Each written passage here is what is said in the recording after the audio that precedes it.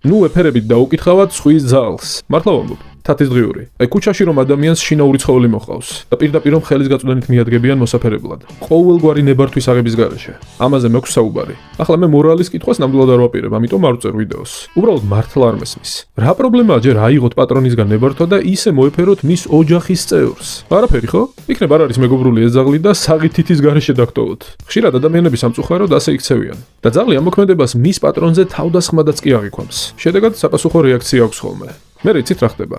ცხოველს ბრალდება ყველაფერი, რაც ძალიან არასწორია. ვიდეოს წარმოდგენია აპლიკაცია თათი, რომლის დახმარებითაც მარტივად მოძებნით თქვენ სახლთან ახლოს მდებარე სასურველ გრუმინგ სალონს. აპლიკაციის დღიურში შინაური ცხოველის დამატების შემდგომ პროგრამა შემოგთავაზებთ დამატებულ ძალზე ან კატაზე მორგებულ გრუმინგ სერვისებს.